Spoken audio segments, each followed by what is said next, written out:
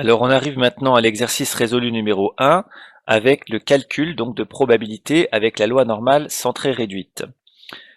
Alors comment on va faire donc pour calculer des probabilités avec cette loi? Eh bien en fait on va pas procéder de la même façon qu'avec la loi par exemple exponentielle ou avec la loi uniforme.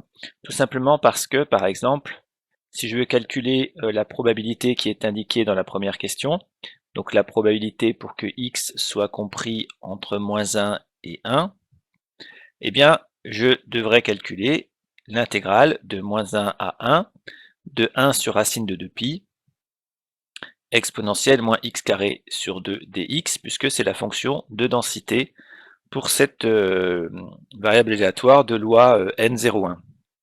Or, il se trouve en fait que je ne sais pas calculer cette intégrale.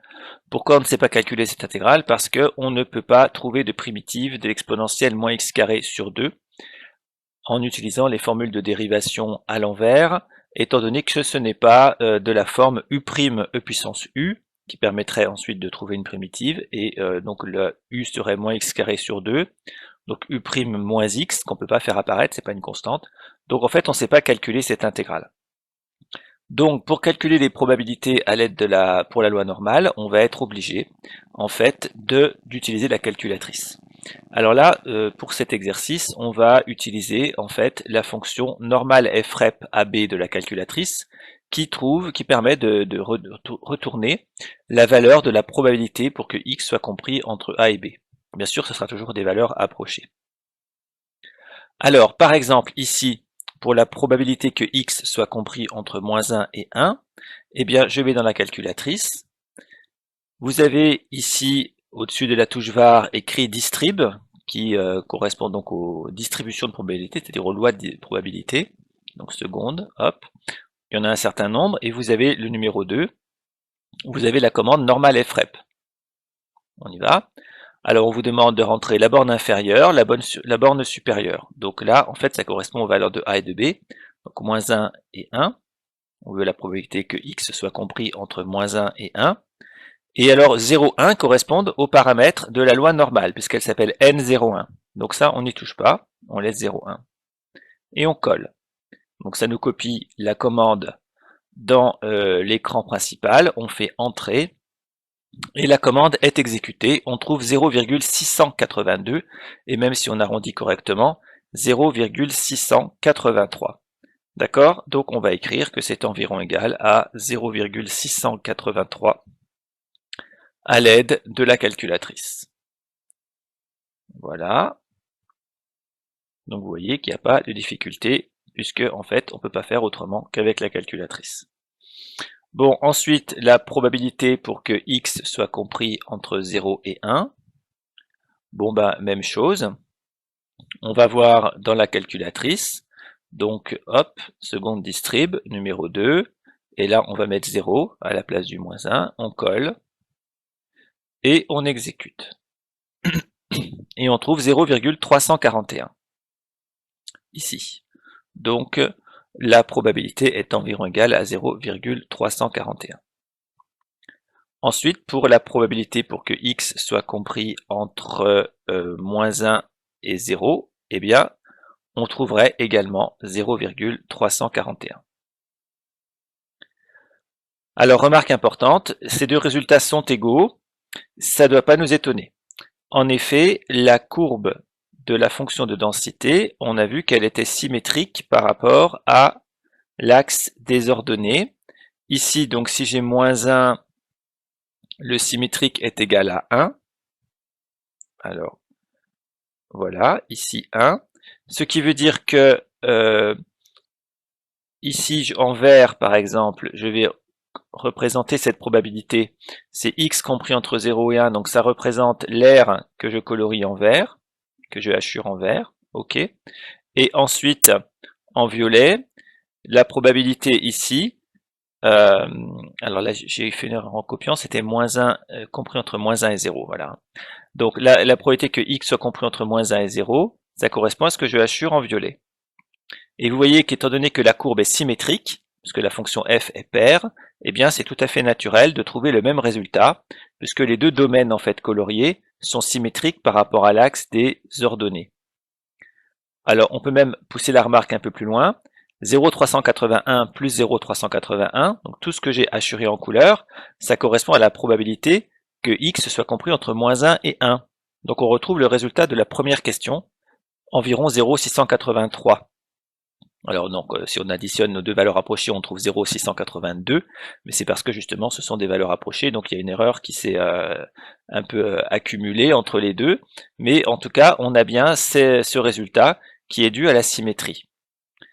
Alors maintenant, donc dans la question 2, on nous demande de calculer une probabilité un petit peu différente, puisqu'il s'agit de calculer la probabilité donc pour que x soit inférieur à -1, par exemple. Donc ça, en fait, c'est la probabilité pour que x appartienne à l'intervalle moins l'infini, -1, puisque la fonction de densité est définie sur R, donc grand X prend ses valeurs dans R.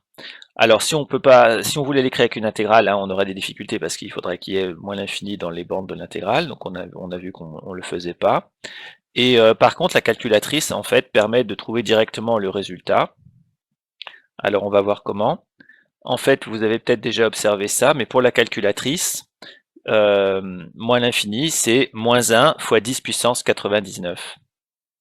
Donc, dans la borne inférieure, au lieu de taper, tout à l'heure on avait fait de -1 à 1, eh bien comme borne inférieure, on va mettre -1 fois 10 puissance 99, et puis la borne supérieure, ici, -1, puisqu'on veut calculer la probabilité pour que x soit inférieur à -1. Voilà, donc on colle tout ça, et on exécute, et on trouve 0,158, si on arrondit correctement, 0,159. Donc c'est environ égal à 0,159, avec cette petite astuce sur la calculatrice qui consiste à remplacer l'infini par 1 exposant 99. Alors de la même façon, pour x inférieur à 1, eh bien, dans la calculatrice, je reprends, donc seconde, distrib, numéro 2, hop, et là, je vais mettre comme borne supérieure 1 au lieu de -1. Voilà, on valide tout ça, et on obtient 0,841. Donc environ égal à 0,841. Voilà. Ensuite, pour P de x supérieur à -1, donc si je fais la même chose, je vais obtenir 0,841. Et pour P de x supérieur à 1, si je fais la même manipulation, je vais obtenir environ égal à 0,159. Alors, très bien. Maintenant, on va expliquer en fait pourquoi on trouve les mêmes résultats. Alors ça s'explique toujours par symétrie sur la courbe. Regardez, je représente la fonction de répartition de la loi normale centrée réduite. Ici, j'ai -1, et là, j'ai 1. Donc, on va mettre des couleurs. En orange, ici, le 0,159, le premier que j'ai calculé, en fait, c'est la probabilité que x soit inférieur à -1. Donc, ça correspond à l'air ici que je hachure en orange. Ensuite, je vais prendre du vert. Et le 0,159 que j'ai trouvé là, c'est la probabilité pour que x soit supérieur à 1. Donc ça correspond à la zone que je hachure en vert. Et vous voyez que la propriété de symétrie de la courbe fait que ces deux aires sont forcément égales. Ce qui fait qu'on aurait pu, en fait, pour la deuxième partie, là, p de x supérieur à 1, donner le résultat directement par symétrie. Ensuite, pour les autres, eh bien, ici, le 0,841, c'est la probabilité que x soit inférieur à 1. Donc ça correspond à tout ce que je hachure en bleu clair. Voilà, x inférieur à 1, vous voyez, 0,841. Et je vais hachurer, donc par exemple, en jaune. On voit pas grand chose, mais voilà. La probabilité pour que x soit supérieur à -1. Donc là, c'est ce que je vais hachurer en jaune oblique et jusqu'à plus l'infini.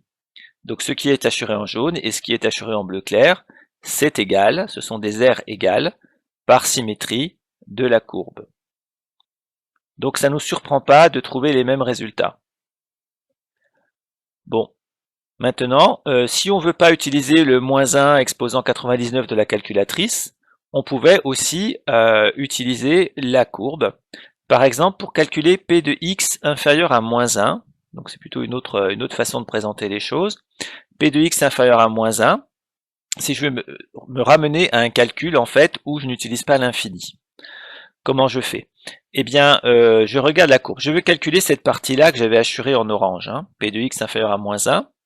Et en fait, on peut dire que c'est la moitié de l'air sous la courbe, donc la moitié, tout ce qui correspond à x négatif, hein, je trace ici un segment, donc c'est la moitié de l'air sous la courbe, moins la partie ici qui correspond à ce qui se passe entre moins 1 et 0.